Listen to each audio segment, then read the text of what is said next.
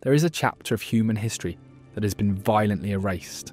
Tonight we descend into the dust of ancient Sumer to resurrect the world's first epic as a survivor's testimony.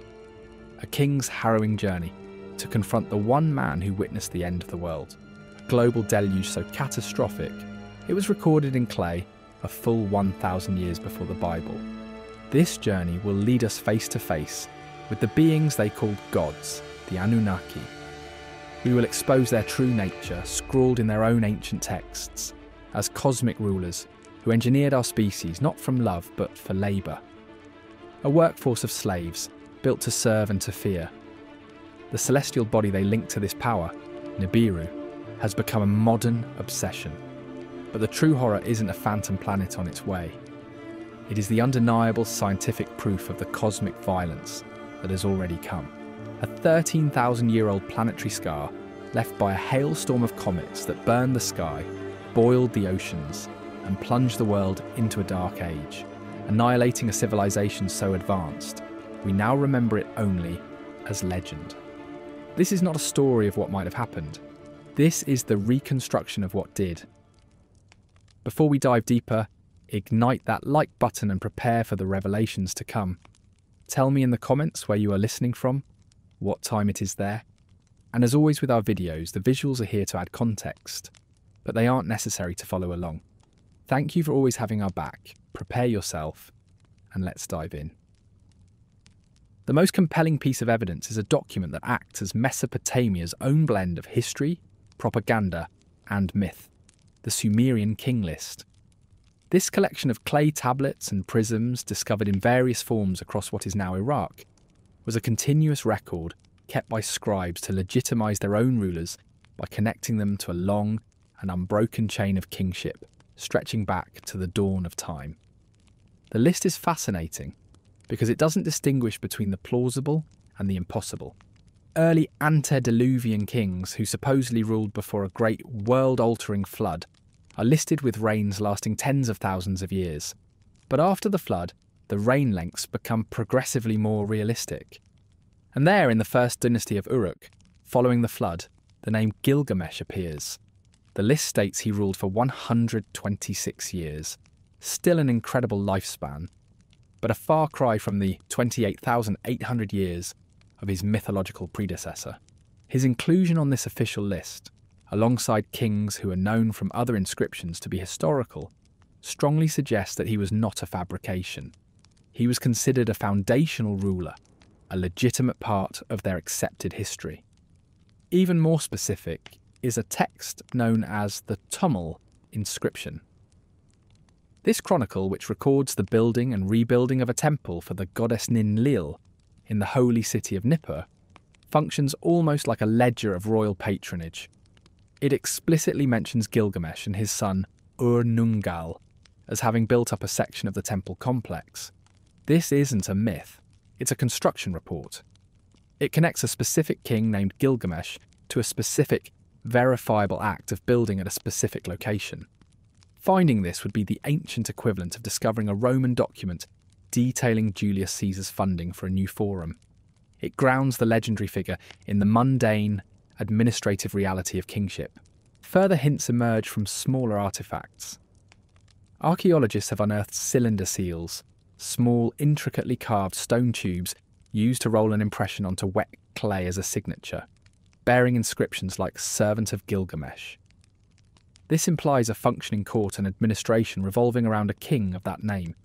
His name also began appearing in the personal names of ordinary people in the centuries after his reign, a common practice of honouring a revered, deified king, much like a modern person might be named Christian or Christopher. While these texts point to the man, the grandest evidence for a king like Gilgamesh is the city he ruled. Uruk wasn't just a town, it was an urban explosion, the blueprint for every city that followed. Located in modern-day Warqa, Iraq, on the fertile banks of the ancient Euphrates River, Uruk at its zenith was the largest city on Earth. It sprawled over 6 square kilometres, an area larger than classical Athens or Renaissance Florence, and was home to an estimated 50,000 to 80,000 people. This was a staggering concentration of humanity. unprecedented in history.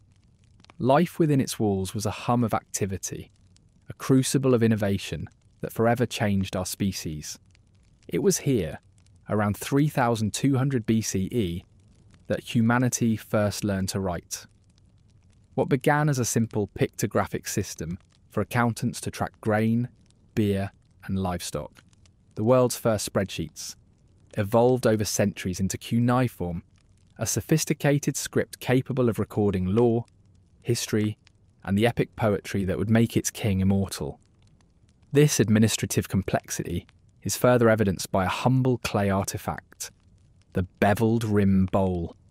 Tens of thousands of these crudely made, standardized bowls have been found all over Uruk. They are widely considered to be the world's first mass-produced objects. Their purpose? They were likely ration bowls, used by a central authority to pay the massive labour force required for state projects. This is the archaeological signature of a powerful, organised government capable of commanding and compensating thousands of workers. And what projects were they working on? The most famous is the one directly attributed to Gilgamesh in his own epic, the legendary walls of Uruk. The poem begins and ends with Gilgamesh urging a visitor to climb and admire these walls. Archaeology confirms they were no myth. A defensive rampart of kiln-fired brick, nearly 10 kilometres long and punctuated by some 900 semicircular towers, encircled the city. Building such a structure required a leader with immense authority, resources, and a pressing need for defence against rival city-states, the exact profile of a powerful king like Gilgamesh. The city itself is the physical manifestation of the kind of power the epic describes. At the heart of Uruk were two massive temple precincts. The Iana district, dedicated to Inanna, the powerful goddess of love and war, was a city within a city, with colossal temples decorated with intricate clay cone mosaics. Nearby stood the Anu Ziggurat, a terraced platform topped with the White Temple, raised high above the plain to bring the priests closer to the sky god Anu. These were not just places of worship. They were the economic and administrative engines of the state, complete with workshops, granaries, and scribal schools. To oversee such a complex society, with its organised labour, burgeoning bureaucracy, and monumental construction, required a singular, dynamic leader. The physical remains of Uruk are perhaps the most potent circumstantial evidence that a king of Gilgamesh's stature must have existed to orchestrate it all. Some researchers even pose a tantalising question. Was the sudden explosion of complexity at Uruk, its grid-like planning, its advanced understanding of engineering and social organisation, truly a brand new invention? Or could it be, as some fringe theories propose, the rediscovery of a transfer of technology, a forgotten inheritance from an even earlier, unrecorded age? This idea speculates that the Sumerian kings, including Gilgamesh, were heirs to a lost body of knowledge. While mainstream science sees this as the dawn of civilization, others wonder if it was more of a renaissance. Gilgamesh, the king who built the walls and was recorded in the chronicles, stands at this incredible crossroads, a figure so successful and so monumental that his historical life inevitably became the seed for a legend that would outlive the very walls he built. The physical city of Uruk, with its monumental walls and temples, is the body of evidence for a great king, but the soul of his story is preserved on a far more fragile medium, baked clay. The Epic of Gilgamesh is not a book in any modern sense. It is a mosaic of cuneiform characters, a wedge-shaped script pressed by scribes into tablets of wet clay nearly 4,000 years ago. These tablets are the hard drives of the ancient world, and in a strange twist of fate, they are far more durable than our own.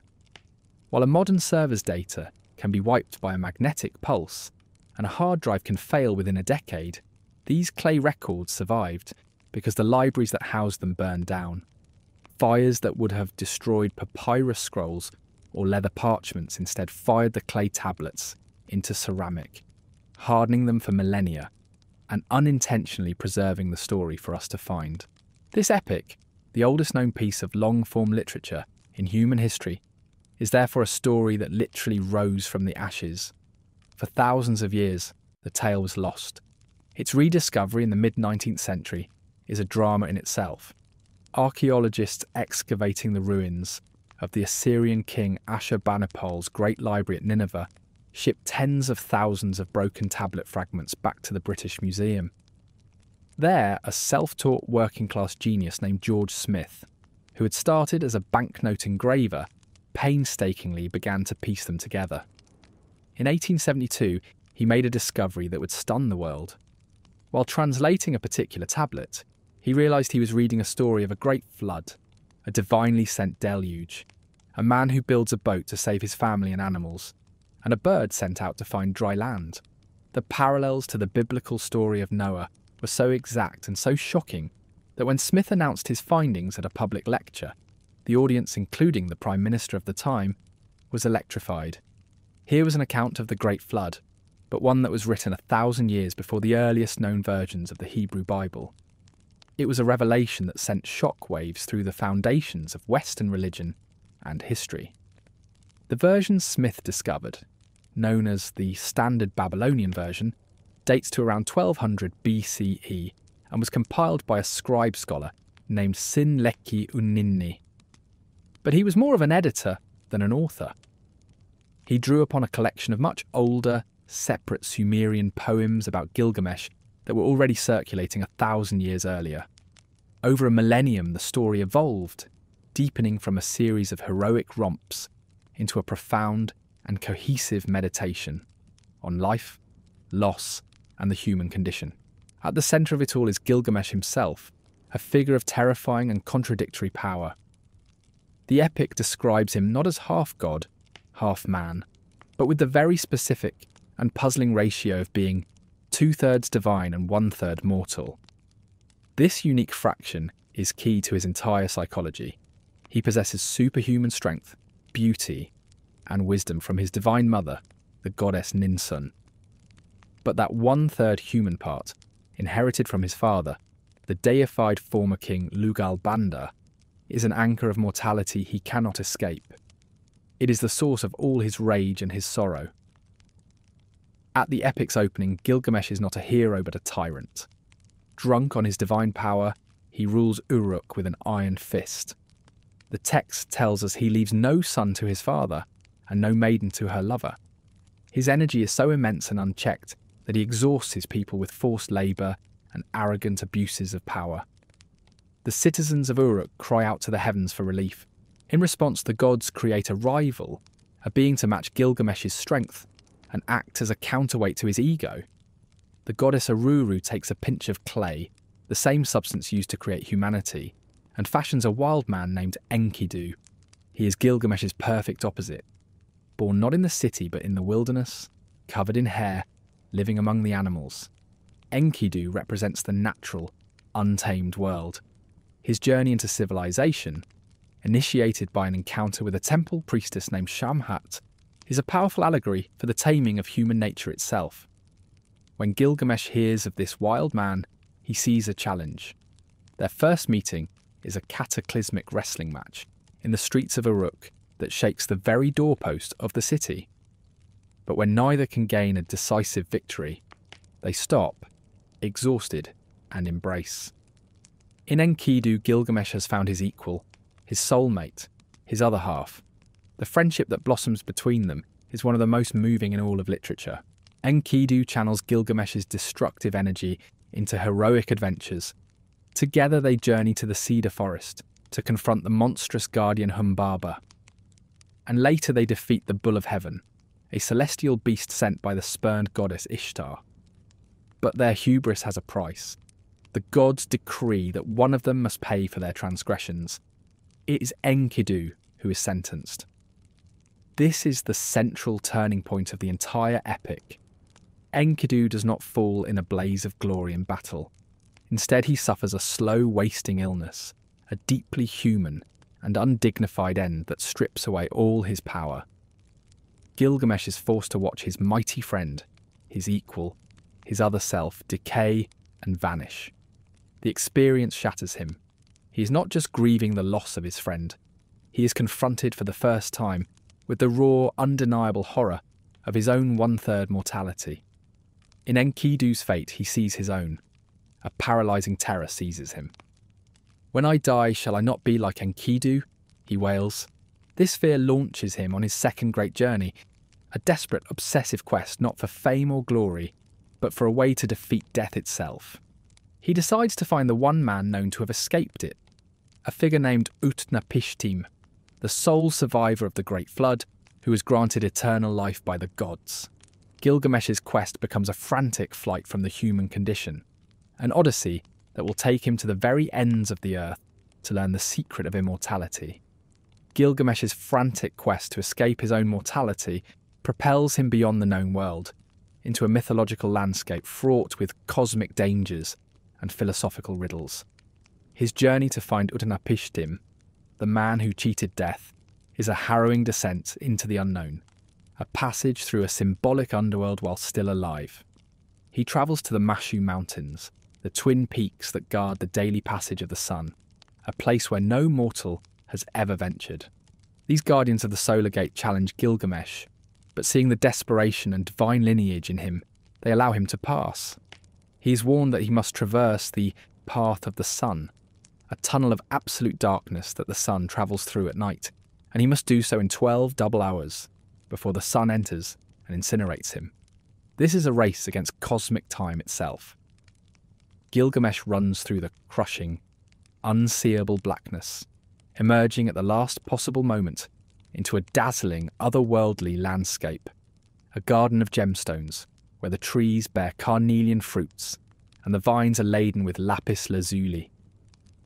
On the shores of the waters of death, an ocean that separates the world of the living, from the realm of the immortals he meets Siduri, the divine alewife, the goddess of brewing and wisdom.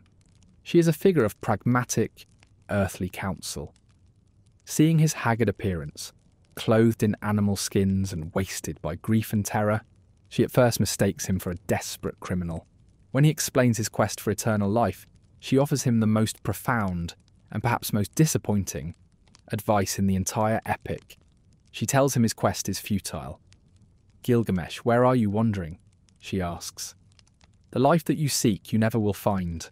When the gods created mankind, they allotted death to mankind, but life they retained for themselves. As for you, Gilgamesh, let your belly be full. Make merry day and night. Of each day make a feast of rejoicing. Day and night dance and play.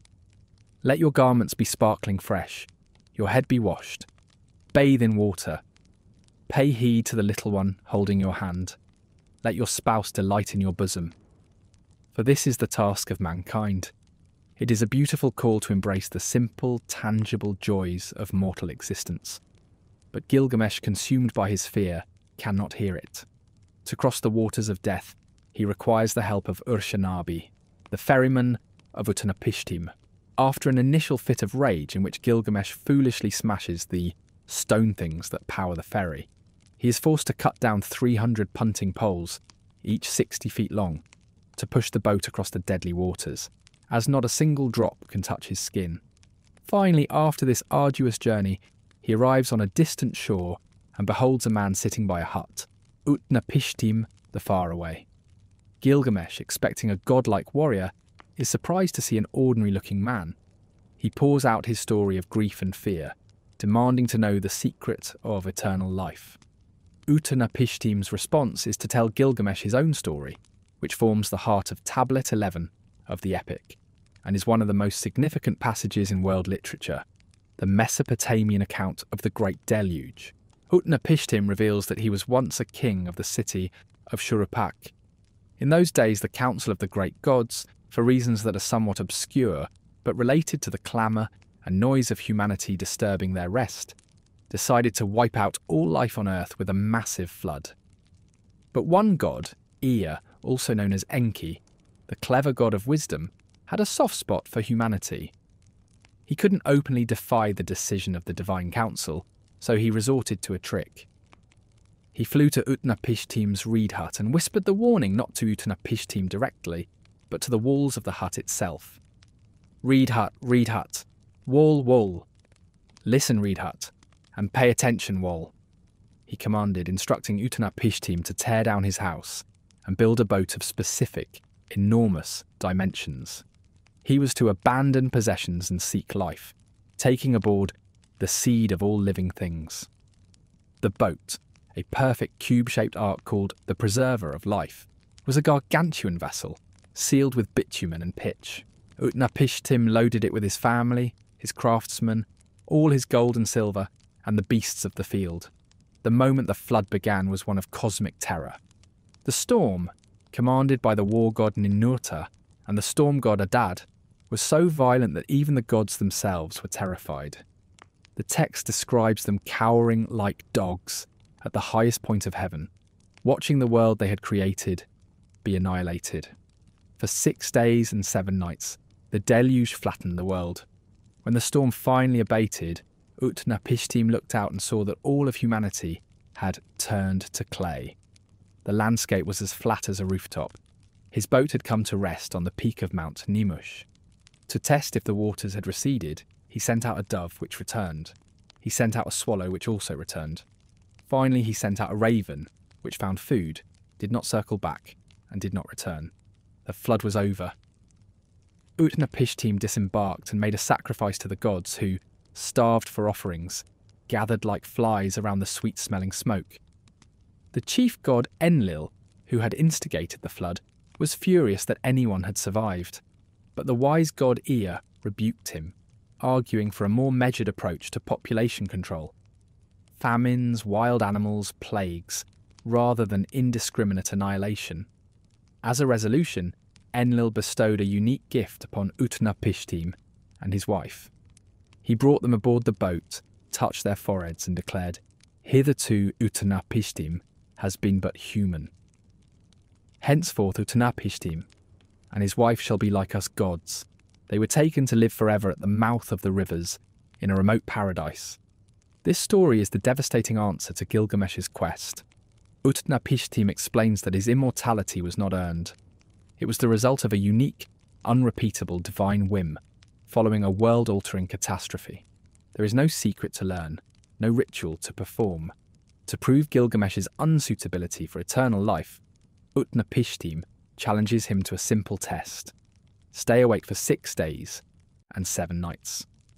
Gilgamesh, exhausted from his journey, immediately falls into a deep sleep that lasts for a week. He cannot even conquer sleep, the little brother of death. As proof of his failure, Utnapishtim's wife bakes a loaf of bread for each day he sleeps, and when Gilgamesh awakens, he sees the loaves in their various states of decay, a tangible timeline of his own mortal weakness. Defeated, Gilgamesh is prepared for his journey home, but as a final parting gift, Utnapishtim's wife urges her husband to give him something. Utnapishtim reveals one last secret: a plant that grows at the bottom of the sea, a thorny herb that can not grant immortality, but restore youth to the old. Gilgamesh, his hopes reignited, ties stones to his feet, dives to the bottom of the cosmic ocean, and retrieves the plant. But his victory is short-lived. On his journey back to Uruk, he stops to bathe in a cool pool of water. He leaves the plant on the bank, and a snake, drawn by its fragrance, slithers out, eats the plant, and immediately sheds its skin, reborn. The chance for eternal youth is lost forever. Gilgamesh sits down and weeps. It is at this moment of total loss and failure that he finally accepts his fate. The story ends where it began. He returns to his city, Uruk, and, showing the ferryman Urshanabi his magnificent walls, he points to their foundations of fired brick, and speaks not of his own fame, but of the lasting work of his hands, the enduring city that will be his only true immortality. To truly grasp the cosmic drama unfolding in the Epic of Gilgamesh, one must understand the beings who pull the strings, the Anunnaki. This term refers to the primary pantheon of gods in the mythologies of Sumer, Akkad, Assyria, and Babylon. These were not distant, ethereal spirits, but powerful, often tempestuous beings with very human-like personalities, ambitions, and flaws. They were believed to have created the universe, to govern every aspect of the natural world, and to have designed humanity for a very specific purpose. The word Anunnaki itself is often translated as princely offspring, or those of royal blood, indicating their supreme status. They were a divine council, a celestial oligarchy, whose decisions determine the fate of both gods and mortals. In the earlier Sumerian texts, the Anunnaki were a somewhat vaguely defined group of the most powerful deities in the pantheon, often invoked in blessings and curses. As Mesopotamian religion evolved, their hierarchy became more structured. At the apex was the supreme triad: Anu, the god of the heavens; Enlil, the god of wind, air, and earth; and Enki, in Akkadian, Ea, the god of water, wisdom, and magic. Anu was the remote patriarch, the ultimate authority residing in the highest heaven. Enlil was the executive of the pantheon, the enforcer of divine law, a powerful and often stern figure who resided in his temple at Nibiru, the religious heart of Sumer. It was Enlil who, irritated by the noise of humanity, instigated the Great Flood. Enki, also known as Ea, by contrast was the clever trickster, the master craftsman and scientist of the gods, and a consistent friend to mankind, often finding ways to subvert the harsher decrees of his brother Enlil, as he did by saving Utnapishtim. Below this ruling triad were other major figures, who constituted the core of the Anunnaki Council. These included the moon god Nana, or Sin in Akkadian, the sun god Utu, Shamash, the formidable goddess of love and war Inanna, Ishtar, and the goddess of the underworld, Ereshkigal. The Gilgamesh epic is woven through with the direct interventions of these deities. Gilgamesh's own mother, Ninsun, is a minor goddess, a wild cow of the steppes who interprets his dreams and intercedes with the sun god Shamash on his behalf. It is Shamash who acts as Gilgamesh's divine patron, aiding him in his battle against Humbaba by sending down powerful winds. Conversely, it is the goddess Ishtar who becomes Gilgamesh's adversary. When she offers herself to him, and he scornfully rejects her, listing her many failed lovers, her wounded pride leads her to demand that her father Anu unleash the bull of heaven to destroy Uruk. The killing of this celestial beast by Gilgamesh and Enkidu is what ultimately leads the Divine Council, presided over by Anu and Enlil, to decree that Enkidu must pay with his life. A key concept in Mesopotamian cosmology was the idea of me, pronounced meh. These were universal decrees of divine authority, the fundamental principles and technologies that made civilized life possible. The me were imagined as physical objects, perhaps tablets of destiny, that embodied concepts like kingship, priesthood, truth, law, writing, metalworking, and even more abstract ideas like strife and peace. The god Enki was the original keeper of most of the me. One famous myth, Inanna and Enki, tells of how the ambitious goddess of Uruk, Inanna, travels to Enki's watery domain of Eridu, gets him drunk, and tricks him into giving her over 100 of the sacred me, which she then loads onto her boat of heaven and triumphantly brings back to her home city. This myth serves as a powerful political and religious charter, explaining how Uruk superseded the older city of Eridu as the centre of civilization. It illustrates that the very fabric of society was seen as a divine technology handed down or stolen from the gods. The role of the Anunnaki was not just to govern the cosmos, but also to receive sustenance from humanity. In the Mesopotamian worldview, humans were not created in God's image for a noble purpose. They were created as a slave race. The Atrahasis, another great Mesopotamian epic that also contains a flood story, provides a detailed creation myth. It describes a time when only the gods existed. The junior gods, the Igigi, were forced to do all the hard labour, digging rivers, building mountains, for the senior Anunnaki gods. After thousands of years, the Igigi revolted, burning their tools and surrounding Enlil's temple. To solve this divine labour dispute, the wise god Enki proposed a solution. Create a lesser being to do the work instead. In a moment of divine genetic engineering, the mother goddess Nintu, also known as Mami or Belet Ili, mixed clay with the flesh and blood of a slain god named Geshtu-i, a god who had intelligence. From this mixture, the first humans were formed. Their purpose, their entire reason for existence, was to toil for the gods, to dig irrigation canals, farm the land, raise livestock, and, most importantly, provide a steady stream of offerings of food, drink, and incense. The temple's sacrifices were not just acts of devotion, they were literally the fuel that fed the divine realm. This is why the gods were so horrified by the flood. It cut off their food supply. This master-slave relationship adds a dark and complex layer to the interactions between gods and mortals. The Anunnaki were not necessarily benevolent. They were powerful, self-interested beings who could be capricious, vengeful, and terrifying. The fear of divine wrath was a constant presence in Mesopotamian life. Illness, famine, and disaster were seen as punishments from displeased gods. This makes Enki's repeated efforts to help humanity all the more remarkable.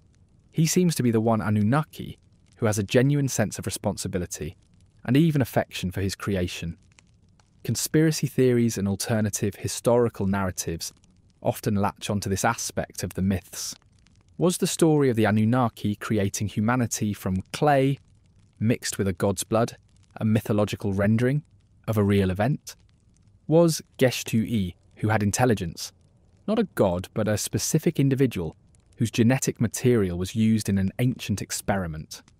Proponents of these ideas suggest that the Anunnaki were not gods at all, but flesh and blood extraterrestrial visitors. They interpret the myths not as religious metaphors, but as garbled historical records of a technologically advanced species creating Homo sapiens as a workforce. While dismissed by mainstream academia, this interpretation continues to fuel a powerful modern mythology, one that recasts these ancient gods as alien engineers and positions humanity as their genetically engineered offspring, forever tied to a cosmic lineage we have long forgotten. While modern conspiracies have repurposed the name for speculative narratives, the original Mesopotamian concept of Nibiru had nothing to do with a rogue planet inhabited by aliens. To the Babylonian astronomers and priests, Nibiru was a precise and vital astronomical concept, deeply embedded in their scientific and religious understanding of the cosmos. Its significance lies not in a far-flung, hypothetical orbit, but in its role as a celestial anchor point, a marker of cosmic order and divine authority. The name itself in Akkadian means crossing or point of transition. This name is the key to its entire original meaning. It was not an object so much as a location, a celestial ford where paths intersected. The most important text for understanding Nibiru is the Enuma Elish, the Babylonian creation epic. This epic, recited annually during the New Year's festival in Babylon, tells the story of how the god Marduk rose to become the king of all gods. The story begins with a cosmic battle between the young gods, led by Marduk, and the primordial sea goddess Tiamat, a chaotic dragon-like figure. After a titanic struggle, Marduk slays Tiamat, splits her body in two, like a shellfish, and uses the halves to create the heavens and the earth. As a reward for his victory, and as a symbol of his new supreme authority, the other gods grant him numerous titles and powers. One of his primary acts as the new cosmic sovereign is to establish order in the heavens. He sets up the constellations, organises the calendar, and establishes a very specific point in the sky that he names Nibiru. The Enuma Elish explicitly states, he established the station of Nibiru to determine their celestial bands, so that none might transgress or be neglectful. He set by it the stations of Enlil and Ea. In this context, Nibiru is the celestial pole star, the fixed point around which everything else revolves. It is the ferry, the crossing place of the heavens, the pivot of the cosmos. Its function is to hold the other celestial bodies in their proper courses, to ensure that the cosmic order established by Marduk is maintained. In a different passage of the same epic, Nibiru is identified directly with Marduk himself as one of his 50 honorific names. Nibiru, let it hold the crossroads of heaven and earth. This dual identity is crucial. Nibiru is both a place, the supreme celestial station, and the personification of the god who controls it. By extension, the star or celestial body Designated as Nibiru was seen as the visible manifestation of Marduk's power in the night sky. So which celestial body was it? Scholars have debated this for decades, and the texts are not entirely consistent, suggesting the identification may have changed over time. For a period, Nibiru was likely identified with the planet Jupiter. This makes a great deal of sense. Jupiter is the largest and most majestic planet in our solar system, a fitting celestial counterpart for Marduk, the king of the gods. As the king planet, its steady, predictable path through the constellations would have been a symbol of order and stability. Other theories suggest it could have been Mercury, which is closely associated with Marduk in other contexts, or even a particularly bright star like Sirius or Canopus.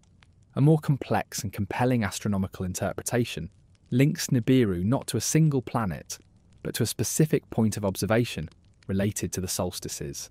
Babylonian astronomical texts known as astrolabes and the series Amul Apin describe Nibiru as the star that stands in the zenith, the point directly overhead, at the moment of the summer solstice, or the point on the ecliptic, the sun's path across the sky that is highest in the sky at that time. This made it a crucial marker for their calendar. The movements of the sun, moon, and planets were the master clock of their civilization. This celestial timekeeping determined the seasons for planting and harvesting, the dates for major religious festivals, and the reading of divine omens. Nibiru, as the crossing point that helped define the summer solstice, was a cornerstone of this entire system. To the Babylonians, it was a practical tool of immense astronomical and religious importance, the celestial linchpin that connected their earthly lives to the divine order of the heavens. It was the supervisor of the stars. It is fascinating to compare this Mesopotamian concept with similar ideas in other cultures. The Greeks, for example, had the story of Phaethon, whose name means the Shining One. He was the son of the sun god Helios. To prove his divine parentage, Phaethon demanded to drive the sun chariot across the sky for a day. Unable to control the fiery horses, he veered off course, scorching the earth, creating the deserts of Africa, and freezing other parts before Zeus was forced to strike him down with a thunderbolt to prevent total catastrophe. While the story is a myth about hubris, it reflects a deep understanding of the critical importance of the sun's precise path, the ecliptic. A deviation from this path means cosmic disaster. Both the story of Phaethon and the Babylonian concept of Nibiru as the celestial regulator highlight a shared ancient anxiety. The need for cosmic stability. These ancient civilizations recognized that their very existence depended on the predictable, orderly movement of the heavens. Nibiru was the Mesopotamian symbol of that life-giving order, a testament to their sophisticated astronomical observations and their belief in a cosmos governed by divine intelligence. It was a fixed point of stability in a universe that, as the story of the flood showed, could easily descend into chaos. The myth of Nibiru, in its original context, is not one of impending doom from a wandering planet, but one of divinely enforced order and the intricate celestial mechanics that make life on Earth possible. There is, however, one conspiracy theory that attempts to bridge the original meaning with the modern one. It suggests that the crossing was not just a metaphorical point, but a literal one, the point where the orbit of a yet-to-be-discovered planet intersects with the ecliptic of our known solar system. In this view, the Babylonians were not just marking a point for their calendar, they were recording the known entry point of a massive celestial body that periodically passed through their skies. They named this crossing point Nibiru and associated it with their most powerful god, Marduk, because the object that appeared at this crossing was the most powerful celestial event they ever witnessed. This theory speculates that the stability Nibiru enforced was a gravitational one, its periodic passage shepherding the other planets and asteroids. While this is pure speculation, it attempts to find a kernel of a physical event within the mythological and astronomical framework, reinterpreting the crossing point as an ancient warning sign posted on the celestial highway. The ancient complex concept of Nibiru as a celestial marker of divine order was largely forgotten for millennia, confined to dusty clay tablets and the esoteric journals of Assyriologists. That all changed in 1976 with the publication of a book that would ignite one of the most enduring and influential conspiracy theories of the modern age, The 12th Planet by Zecharia Sitchin. Sitchin, a Russian-born, Palestine-raised author and amateur archaeologist, was fluent in modern and ancient Hebrew and had a deep knowledge of the Old Testament. He taught himself to read Sumerian cuneiform and embarked on a radical reinterpretation of the ancient Mesopotamian myths. He proposed that these texts were not myths at all, but literal factual accounts of our planet's history. His central thesis was explosive, that our solar system contains another undiscovered planet, Nibiru, and that its inhabitants, the Anunnaki, were the architects of humanity. Sitchin's theory begins with a cosmological claim.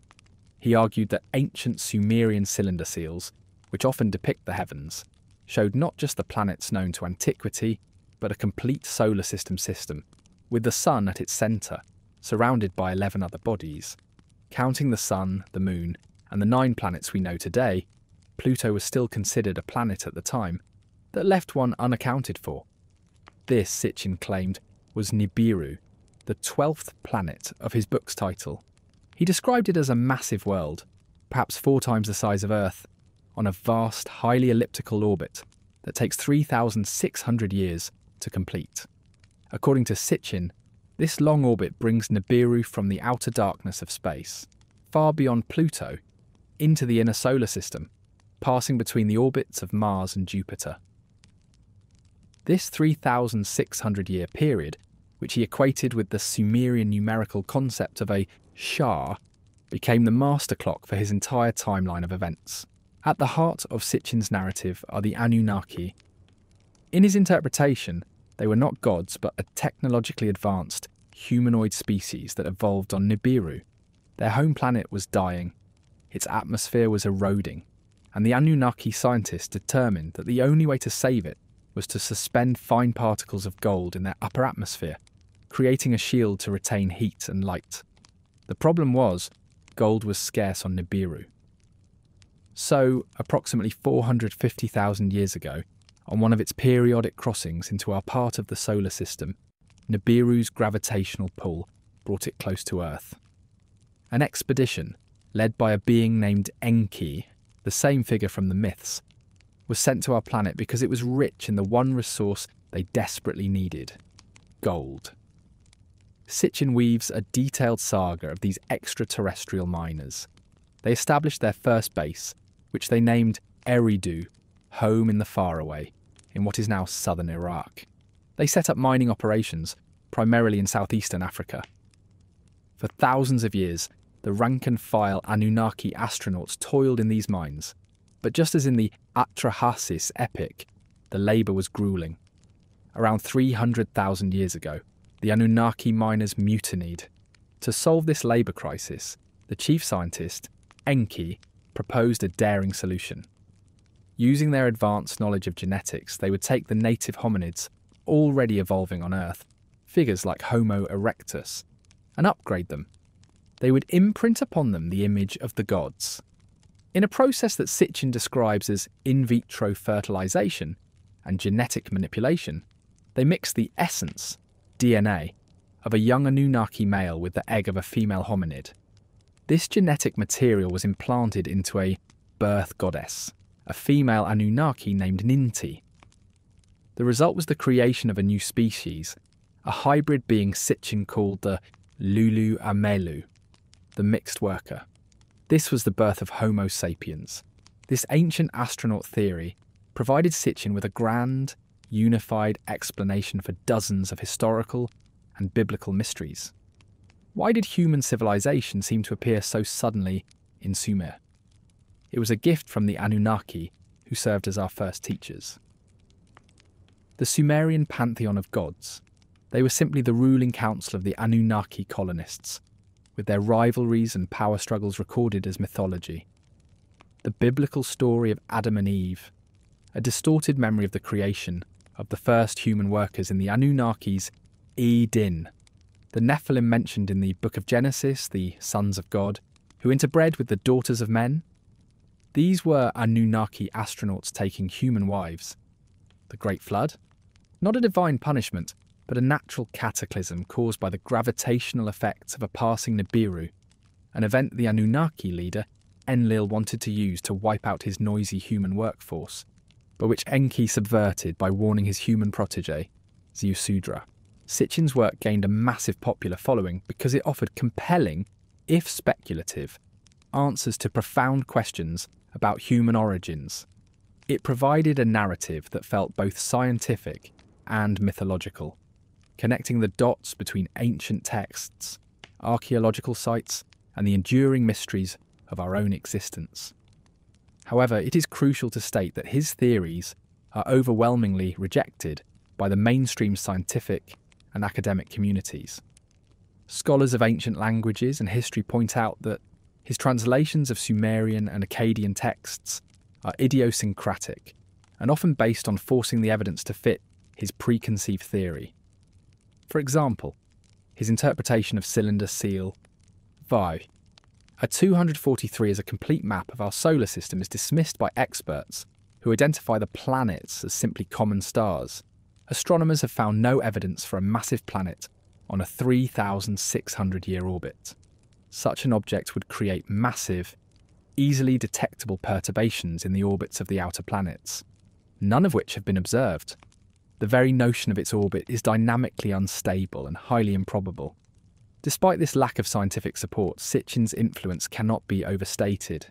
He created a powerful modern myth that tapped into a deep-seated desire to believe that we are not alone and that our history is more extraordinary than we've been told. His work is often compared to that of Immanuel Velikovsky, whose 1950 book Worlds in Collision also used ancient myths to argue for a history of cosmic catastrophes. But while Velikovsky focused on planetary chaos within our known solar system, positing Venus as a comet ejected from Jupiter, Sitchin added the crucial extraterrestrial element, taking the story beyond our solar system and into the realm of galactic empires and alien creators.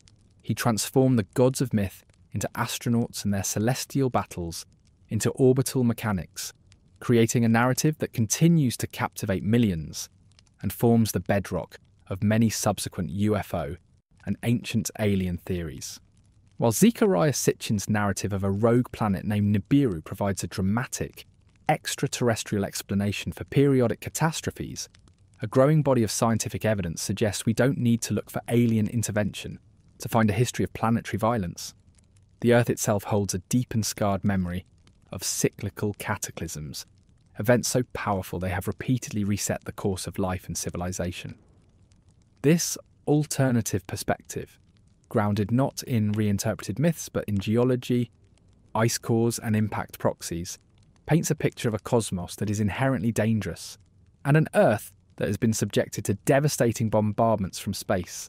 This field of research is most prominently championed by figures like Randall Carlson, a geological explorer and scholar who has spent decades compiling evidence for a series of catastrophic events, particularly one that occurred around 13,000 years ago. This event marks the beginning of a period of radical climate instability known as the Younger Dryas. For several thousand years prior, the Earth had been gradually warming, emerging from the depths of the last ice age. Glaciers were retreating, sea levels were rising, and a new world was taking shape. Then, approximately 12,800 years ago, something happened that plunged the Northern Hemisphere back into near glacial conditions in the geological blink of an eye. Temperatures plummeted, in some regions by as much as 15 degrees Celsius in less than a decade. This climatic reversal lasted for about 1,200 years before ending as abruptly as it began, with another period of hyper-rapid warming. For decades, the cause of the Younger Dryas was a profound mystery. The leading explanation now, known as the Younger Dryas impact hypothesis, proposes that this climatic chaos was triggered by a cosmic impact. The theory suggests that Earth passed through the debris stream of a large, disintegrating comet. Instead of a single massive asteroid strike leaving a giant crater, the planet was peppered by thousands of airbursts and impacts from cometary fragments across North America, Europe and Asia. These explosions, many more powerful than the largest nuclear weapons ever detonated, would have ignited continent-spanning wildfires. The smoke and soot injected into the atmosphere would have blocked out the sun, triggering the initial impact winter and rapid cooling. The heat from the impacts would have also flash melted a significant portion of the Laurentide ice sheet, which covered much of North America at the time. This unleashed biblical-scale freshwater floods into the North Atlantic, disrupting the thermohaline circulation, the ocean conveyor belt that transports warm water from the tropics northward, and locking the planet into a prolonged cold state. The evidence for this impact event is not a single crater, but a widespread black mat layer found at archaeological and geological sites across 4 continents. This thin, dark layer, dating precisely to the onset of the Younger Dryas, is like a crime scene chalk outline for a lost world. Within this layer, scientists have found a cocktail of extraterrestrial calling cards, millions of microscopic nanodiamonds, which can only be formed under the extreme temperature and pressure of a cosmic impact, high concentrations of iridium and platinum, rare on Earth's surface but common in asteroids and comets, tiny magnetic spherules of melted rock, and charcoal from the immense wildfires. Below this black mat, we find the abundant fossils of the Pleistocene megafauna, the mammoths, mastodons, saber-toothed cats and giant ground sloths. Above the mat, they are gone. At the same time, the so-called Clovis Paleo-Indian culture, which hunted these animals across North America, abruptly vanishes from the archaeological record. The event appears to have triggered one of the most significant mass extinctions in millions of years. This is where the scientific evidence for a real cataclysm intersects with the world of myth. Randall Carlson and others argue that such a terrifying, world-altering event could not have gone unrecorded by its human survivors. They propose that the deluge myths found in over 500 cultures around the globe, from the Mesopotamian flood of Utnapishtim to the biblical story of Noah, the Greek tale of Deucalion, and the Hindu legend of Manu, are not just fables, they are the fragmented, distorted memories of the real mega-floods and tsunamis unleashed by the Younger Dryas impact. The stories of fire from the sky, of a world plunged into darkness, of a time of chaos, are seen as eyewitness accounts passed down through generations, eventually becoming codified as myth. This perspective suggests that ancient peoples weren't just inventing stories. They were trying to describe a reality for which they had no scientific vocabulary. This framework of repeating cataclysms offers a compelling alternative to Sitchin's single cause theory. Instead of a single planet, Nibiru, causing destruction every 3,600 years, this model suggests Earth is on a predictable orbital path that intersects with the Taurid meteor stream, the remnants of that giant progenitor comet, twice a year. For most of history, this crossing is uneventful. But if the densest part of the debris stream, a swarm of larger objects, also intersects with Earth's orbit, the result is a period of intense bombardment. Astronomical calculations suggest this could happen in cyclical patterns. This could explain why we see evidence not just for the Younger Dryas event, but for other periods of climatic upheaval and collapse throughout human history, such as the mysterious collapse of Bronze Age civilizations around 2300 BCE, or the turmoil of the 6th century CE. So could there be a hidden connection between Sitchin's Nibiru and Carlson's cometary cataclysms? Some speculators attempt to bridge the gap. They ask, what if Nibiru isn't a planet that directly hits or disrupts Earth, but a massive planetary body whose gravitational influence is the very thing that periodically perturbs this cometary debris stream, nudging it into Earth's path? In this speculative synthesis, Nibiru becomes the puppet master, the distant gravitational trigger for the cyclical bombardments described in the geological record. It would be the cosmic shepherd that guides the flock of cometary wolves toward Earth's door. This idea remains firmly in the realm of fringe theory, as there is no evidence for such a body. However, it highlights a fascinating convergence. On one hand, we have mythology and Sitchin's interpretation of a planet named Nibiru. On the other, we have hard scientific evidence that Earth was, indeed, blasted by cosmic forces right at the dawn of civilization. The debate then becomes whether these are two separate stories or two different ways of describing the same terrifying truth, that our planet is a target in a cosmic shooting gallery, and our ancestors were the unfortunate witnesses to a direct hit. The collision of ancient myth and modern anxiety reached its spectacular zenith in the years leading up to December 21st, 2012. This date marked the end of a 5,126-year-long cycle in the Mesoamerican long count calendar used by the ancient Maya civilization. A cultural feedback loop of books, documentaries, and internet forums transformed this calendrical rollover into a global phenomenon, predicting everything from a spiritual awakening to the end of the world. At the very heart of this doomsday fervour was the resurrected myth of Nibiru. Zecharia Sitchin's 12th planet had been absorbed into the 2012 prophecy, creating a powerful and terrifying new narrative. The rogue planet Nibiru, long hidden from astronomers, was finally on its inbound journey and scheduled for a catastrophic rendezvous with Earth on the precise date the Mayan calendar ended. The 2012 version of the Nibiru Cataclysm theory was a hybrid monster of pseudoscience. It took Sitchin's core idea of a 3,600-year orbit, but untethered it from his specific timeline, conveniently aligning its arrival with the Mayan date. The predictions were dramatic and varied. Some claimed Nibiru would be a planet killer, smashing directly into Earth and obliterating it. A more common and slightly more scientific version argued for a flyby event. In this scenario, the immense gravitational pull of the passing planet, supposedly many times the size of Earth, would trigger unprecedented earthquakes, supervolcanoes, and a pole shift where Earth's crust would catastrophically slip over its core, causing the geographic poles to relocate in a matter of hours or days, leading to unimaginable tsunamis that would scour the continents clean.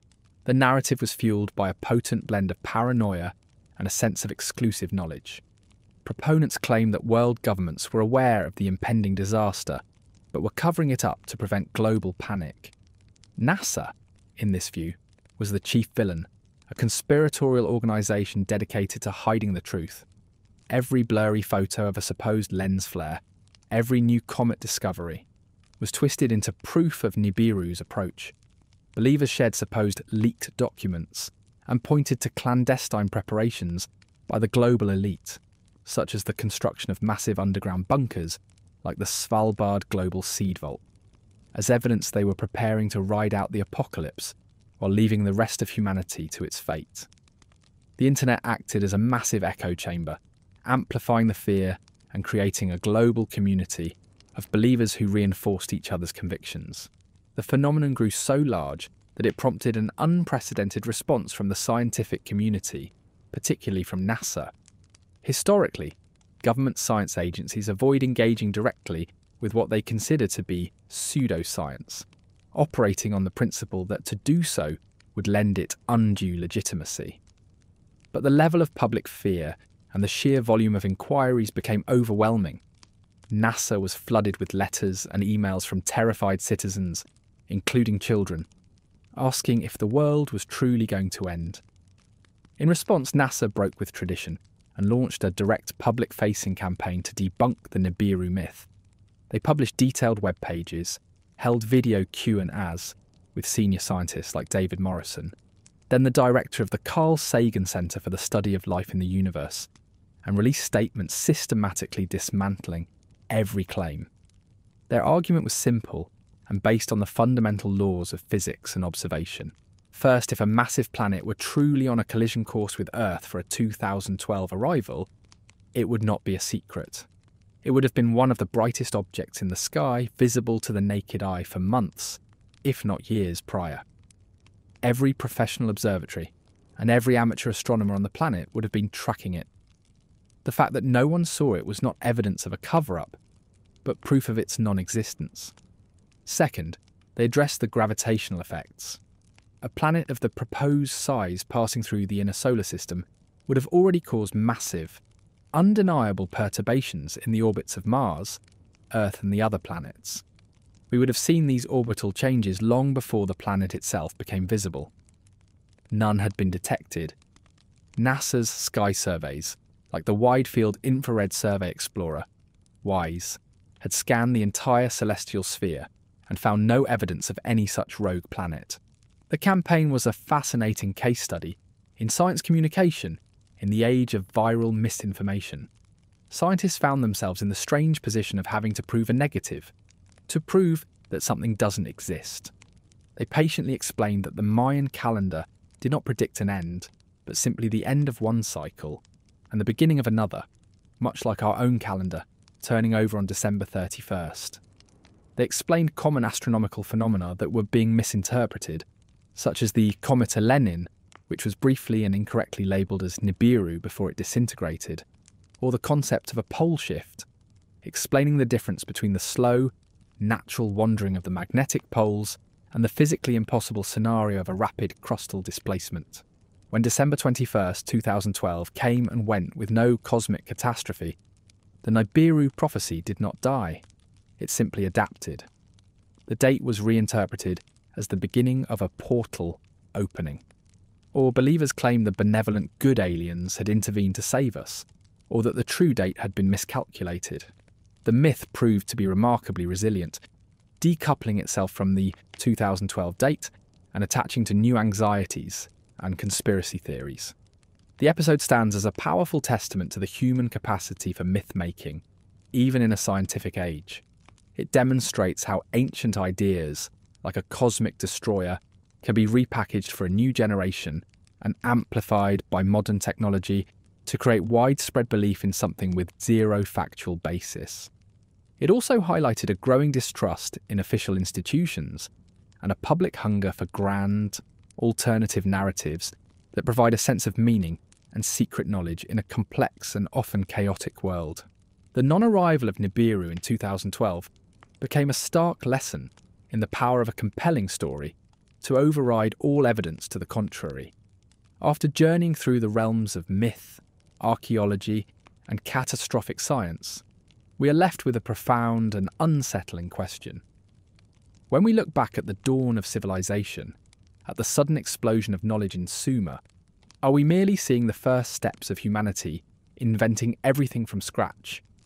Or are we, as some researchers and the original script provocatively suggest, witnessing the faint traces of a rediscovery, a transfer of technology from a forgotten chapter of human history?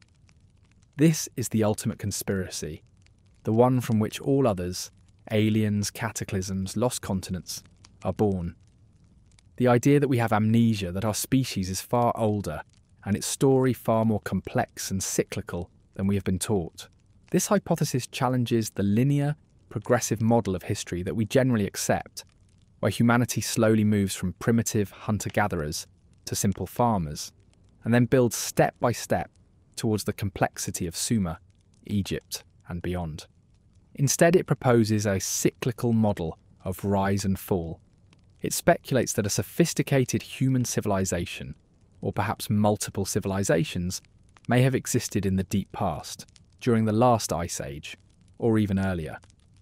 This antediluvian civilization, a term meaning before the flood, would have developed advanced knowledge of mathematics, astronomy, engineering, and perhaps even technologies we would find startling today. But this civilization was wiped out by a global cataclysm, the very kind of event described by the Younger Dryas impact hypothesis. The devastation was so complete that it shattered their world, leaving only a handful of survivors scattered across the globe.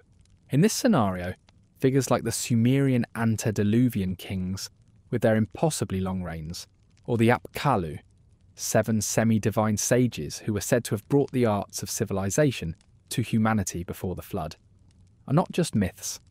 They are the distorted cultural memories of the leaders and knowledge keepers of this lost world. The survivors, as the script puts it, were of two types: those who survived by the luck of the draw, and those who survived because they knew it was going to happen. This second group, the planners, would have made it their mission to preserve the core knowledge of their lost civilization. They would have become the wandering teachers of the post-apocalyptic world, the Johnny Appleseeds of civilizational knowledge. They would have sought out promising groups of hunter-gatherers and taught them the basics of agriculture, architecture, and social organisation. This transfer of technology model offers a potential explanation for a number of archaeological enigmas. How did the Sumerians, seemingly out of nowhere, develop a complex system of writing, a sophisticated sexagesimal, base 60, mathematical system that we still use to measure time in circles, and a startlingly detailed knowledge of the cosmos, including the precession of the equinoxes, a 25,920-year cycle that is incredibly difficult to detect without long-term, precise observation? Mainstream archaeology posits a slow, indigenous development for all these things, but proponents of the lost civilization theory argue it happened too quickly, too perfectly. They see the fingerprints of a guiding hand, an inherited template. The Sumerians in this view were not inventing, but relearning, as the script suggests. This idea echoes through other ancient cultures as well. In Egypt, the god Thoth was the divine scribe who gave humanity writing and science. In Mesoamerica, the bearded god Quetzalcoatl brought knowledge of the calendar, agriculture, and law. These figures are universally depicted as culture bearers, teachers arriving from elsewhere. Are these simply mythological archetypes, or are they folk memories of real individuals or groups who kick-started civilization in the wake of a global reset? The very name Noah, mentioned in the original script, can be re-examined in this light. While a biblical figure, his story is a direct descendant of the Mesopotamian Utnapishtim. The script's suggestion that Noah was the last of the pre-dynastic kings of one of the original 5 Sumerian cities before the flood fits this model perfectly. He becomes a historical figure, a leader who possessed the advanced knowledge needed to plan for it and build an ark, perhaps not a wooden boat for animals, but a metaphorical or literal repository of knowledge, a time capsule of wisdom designed to survive the end of the world. However, this theory carries its own heavy burden of proof. The most glaring problem is the lack of direct physical evidence. Where are the ruins of this great antediluvian civilization? Where are their cities, their tools, their power plants? Proponents have answers, though they are highly speculative. They argue that any such civilization would have been built along coastlines, which are now submerged under hundreds of feet of water due to the sea level rise after the last ice age melted the glaciers.